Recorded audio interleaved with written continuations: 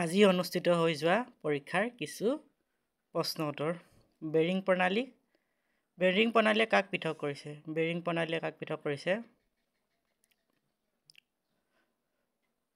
Asia আৰু America.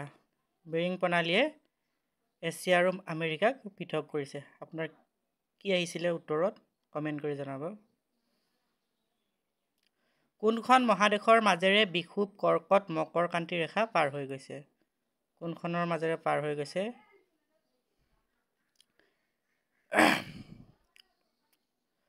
এইটো আপোনালোকে কমেণ্ট কৰি জনাব।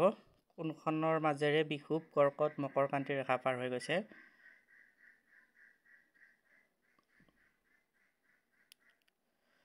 তলৰ কোনখন উত্তৰ পূৰ্বাঞ্চলৰ পৰ্বতমালা? তলৰ কোনখন উত্তৰ পূৰ্বাঞ্চলৰ পৰ্বতমালা? অপশ্যনত কি আছিলে মই নাজানো।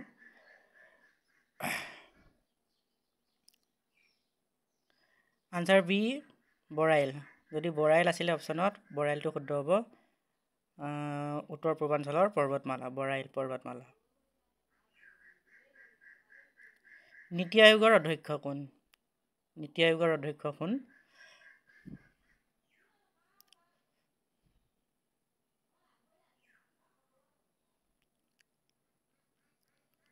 ভাৰতৰ প্ৰধানমন্ত্ৰী।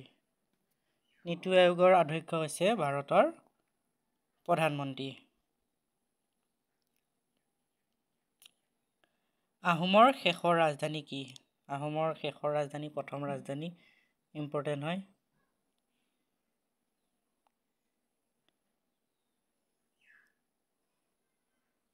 যোৰহাট হ'ব আহোমৰ শেষৰ ৰাজধানী।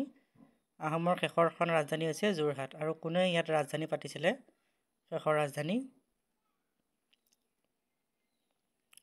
নুমলীগড় তেল শোধনাগাৰ কোন জিলাত অৱস্থিত? নুমলীগড় তেল শোধনাগাৰ কোন জিলাত অৱস্থিত?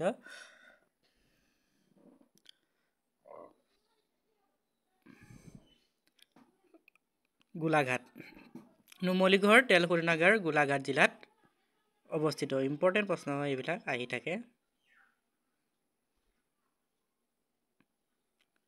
শংকৰদেৱৰ বুঢ়ীমাকৰ নাম কি আছিলে? শংকৰদেৱৰ বুঢ়ীমাকৰ নাম কি আছিলে?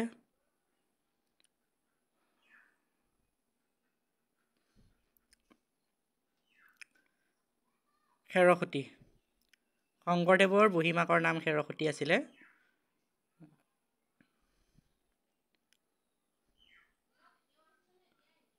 মিছন বসুন্ধৰা কিহৰ লগত জড়িত? মিছন বসুন্ধৰা কোনটোৰ তলৰ কোনটোৰ লগত?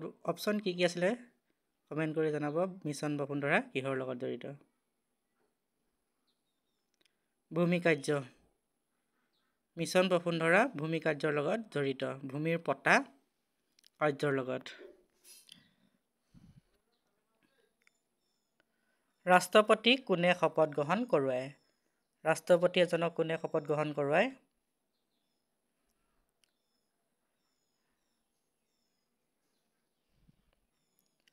উচ্চতম ন্যায়ালয়ৰ মুখ্য ন্যায়াধীশে। উচ্চতম ন্যায়ালয়ৰ মুখ্য ন্যায়াধীশে ৰাষ্ট্ৰপতি এজনক শপত গ্ৰহণ কৰোৱায়। ৰাজ্যসভাৰ চেয়াৰমেন কোন? ৰাজ্যসভাৰ চেয়াৰমেন কোন?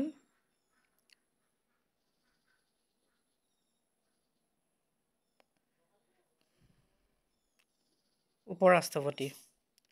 ৰাজ্যসভাৰ চেয়াৰমেন হৈছে উপৰাষ্ট্ৰপতি।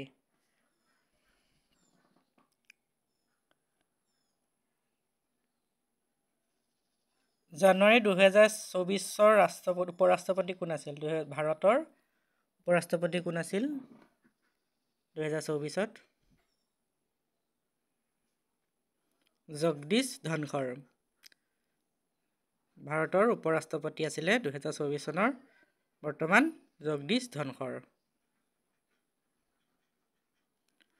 What is the group of dog cell? কি হ'ব? কোনটো শুদ্ধ হ'ব? গ্ৰামাৰৰ প্ৰশ্ন হয়।